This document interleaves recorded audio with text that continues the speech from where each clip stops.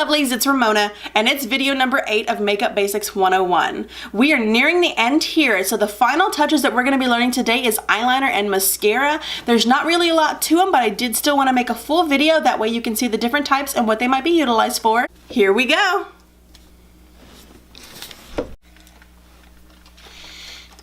Alright, so I've evened up my eyes a little bit after the eyeshadow tutorial to kind of make the match a little bit better before we move into the next part. We're going to be talking about mascara and eyeliner and different types of eyeliner and how to use them. So we do have essentially 3 basic types of eyeliner that I use quite often. You have your basic pencil kohl eyeliners.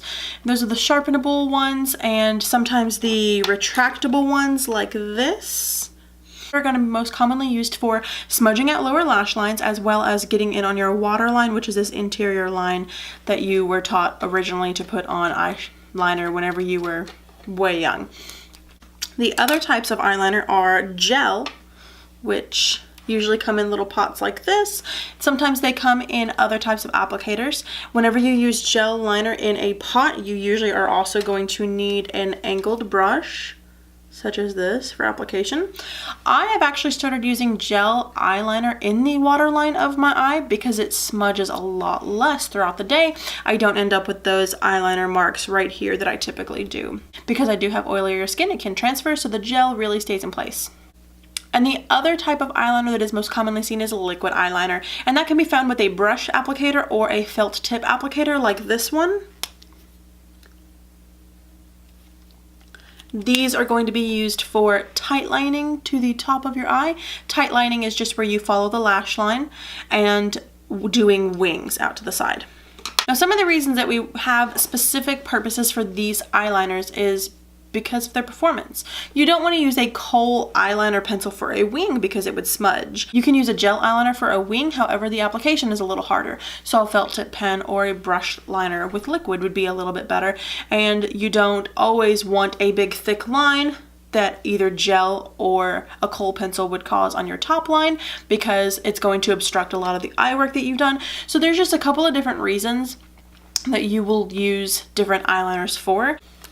On this eye, and go underneath this lash line just a little bit, and I'm actually not on the water line, I am underneath my lashes, and then I'll use my finger to soften that, and I will do that sometimes to darken up my lower lash line. I'm going to show you how I use my gel liner. This is the NYX gel liner in brown. It's just in a little pot like that. I'm going to dip my angled brush in, pick up a little bit of product, and then I'm going to hold my waterline down and dab it along in there very carefully because you do have a brush. It has the possibility to be a little messier than with a pen, but if you do it correctly, it will last a lot longer.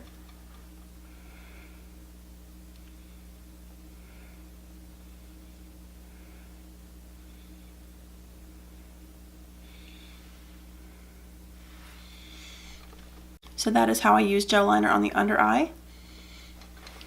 I'm going to do the other eye real quick. So there are eyes both mostly matched with the eyeliner on the bottom. We do have a kohl pencil smudging out the lower lash lines, a gel liner on the inner waterline, and now I'm going to go in and do a tight line to the top of my lashes with this felt tip pen by NYX. I am not going to draw a wing because I am honestly still getting the hang of doing them well, but I will do a tight line so that you can see what that looks like. I start in the middle, not on the edge, because if I start too thick, it would be too thick right on the edge, and that's not a pretty look. So you just stay as close as you can to the lash line,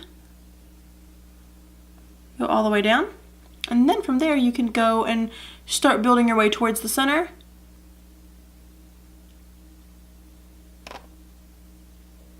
Just following as close as you can to the lash line. So now we have the tight line on top. I'm going to do the other one real quick. Alright, so that is both eyes finished.